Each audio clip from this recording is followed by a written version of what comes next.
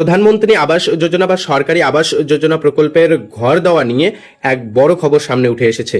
সব থেকে বড় খবর হচ্ছে শুধুমাত্র পশ্চিমবঙ্গ রাজ্যেই ৩৫ থেকে ৩৬ লক্ষ উপভোক্তাকে প্রধানমন্ত্রী আবাস যোজনা প্রকল্পের আওতায় সরকারি ঘর বানিয়ে দেওয়া হবে। আর এই পর্যন্ত কত সংখ্যক আবেদন জমা পড়েছে, কতদিন পর্যন্ত আরো আবেদন করতে পারবেন, নিয়মে কি কি শিথিল করা হয়েছে, ইতিমধ্যেই রাজ্যের পঞ্চায়েত মন্ত্রী দিলীপ ঘোষ জানিয়েছেন আপনার বাড়ি যদি পাকাও থেকে থাকে, চারটি দেওয়াল যদি ইটের তৈরি থাকে, ছাদ যদি পাকা না থেকে থাকে, তার সত্ত্বেও আপনি প্রধানমন্ত্রী আবাস যোজনা প্রকল্পের আওতায় সরকারি ঘর পাওয়ার জন্য যোগ্য। যারা এখনো প্রধানমন্ত্রী আবাস যোজনা প্রকল্পের আওতায় সরকারি ঘরের অনুদান পাননি, তাদের জন্য এবার রয়েছে সুবর্ণ সুযোগ। কিভাবে আবেদন করবেন, কোথায় গিয়ে কোন কাগজ জমা করবেন, এবং ইতিমধ্যেই আপনার বাড়িতে যদি সার্ভে এসে থাকে, সার্ভে আসা মানেই যে আপনি সরকারি ঘরের সুবিধা পাবেন তেমনটাও নয়। তাহলে আপনি আবাস যোজনা প্রকল্পের আওতায় সরকারি ঘরের সুবিধা পাবেন কিনা, কোন কোন প্রসিডিওর ফলো করতে হবে, আর কতদিন পর্যন্ত সময়সীমা রয়েছে, কবে থেকে টাকা রিলিজ করা হবে, সমস্ত বিষয় জানতে পারবেন আজকের এই ভিডিওতে। ভিডিওটি প্রত্যেকের জন্য খুবই গুরুত্বপূর্ণ, ভিডিওটি সম্পূর্ণ দেখবেন। ভিডিওটি শুরু করার পূর্বে একটি ছোট রিকোয়েস্ট, ফেসবুক থেকে ভিডিওটি দেখলে পেজটিকে ফলো দিয়ে রাখবেন, ইউটিউব থেকে ভিডিওটি দেখলে চ্যানেলটিকে সাবস্ক্রাইব করে রাখবেন। তো সরাসরি অন স্ক্রিন দেখুন, প্রত্যাশা ও লক্ষ্যমাত্রা ছাপিয়ে গিয়েছে। রাজ্যে ৩২ লক্ষ গরিব মানুষকে প্রধানমন্ত্রী আবাস যোজনা প্রকল্পের মাধ্যমে ঘর দেওয়ার প্রাথমিক লক্ষ্যমাত্রা নিয়েছিল সরকার, কিন্তু জেলায় জেলায় সমীক্ষায় তার থেকে বেশি সংখ্যক মানুষের নাম উঠে এসেছে। সব মিলিয়ে সোমবার পর্যন্ত ৪০ লক্ষের মতো নাম নথিভুক্ত হয়েছে বলে জানা গিয়েছে। অর্থাৎ এ রাজ্যে এই পর্যন্ত ৪০ লক্ষ মানুষ আবাস যোজনার ঘর পাওয়ার জন্য নাম নথিভুক্ত করিয়েছেন। হাতে আরো এক সপ্তাহ আছে। আপনারা জানেন ৩১শে অগস্ট পর্যন্ত সময়সীমা বাড়ানো হয়েছে। কাজেই যারা যারা যোগ্য তারা অতি অবশ্যই সরকারি আবাস যোজনা প্রকল্পে নাম নথিভুক্ত করাবেন। আপনার বাড়িতে সার্ভে আসবে, আপনার সত্যতা যাচাই করা হবে। আপনি যদি যোগ্য উপভোক্তা হয়ে থাকেন তাহলে আপনি আবাস যোজনা প্রকল্পের আওতায় সরকারি ঘরের সুবিধা পাবেন। ৩১শে অগস্ট পর্যন্ত আবেদনের সময়সীমা রয়েছে। অনলাইন অফলাইন দুই পদ্ধতিতেই আবেদন করতে পারবেন। সময়সীমা রয়েছে, ফলে এই সংখ্যা আরো বাড়তে পারে বলেই মনে করছেন পঞ্চায়েত দপ্তরের কর্তারা। সোমবার পর্যন্ত পাওয়া তথ্য অনুযায়ী ৪০ লক্ষ আবেদন জমা পড়েছে।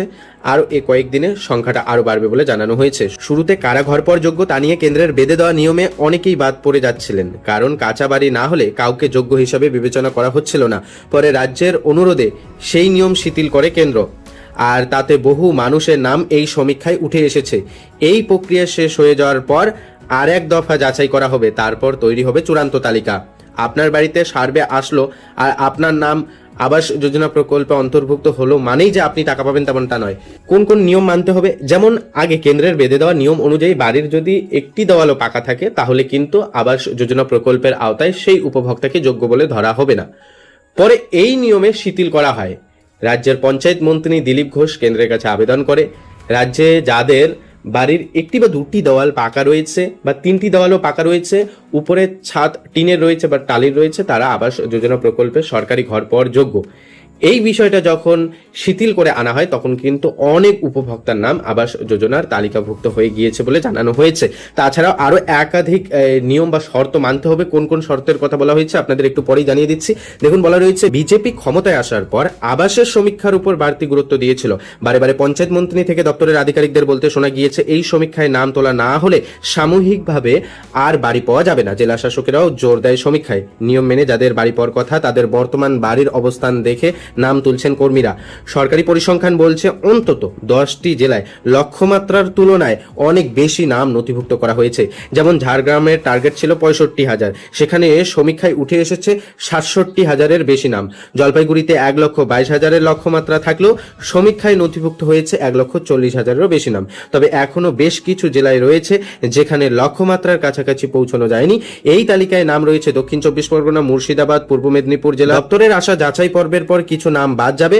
সব মিলিয়ে 35 থেকে 36 লক্ষ উপভোক্তা আবাসের টাকা পেতে পারেন বলে জানানো হয়েছে। তো বুঝতেই পারছেন এবার কিন্তু 35 থেকে 36 লক্ষ উপভোক্তা আবাসের টাকা পেতে চলেছেন, যেটা বাজেটে যেটা ঘোষণা করা হয়েছিল তার থেকেও বেশি কিন্তু এবার উপভোক্তা আবাস যোজনা প্রকল্পের আওতায় সরকারি ঘর পেতে চলেছেন। সরকারি ঘর পাওয়ার বেশ কিছু শর্ত দেওয়া হয়েছে, যেমন যদি আপনার পরিবারের আয়, মাসিক আয় যদি 15,000 টাকার বেশি হয়ে থাকে তাহলে কিন্তু আপনি সরকারি আবাস যোজনা ঘরের সুবিধা পাবেন না। 4 চাকা গাড়ি থাকলে পাবেন না।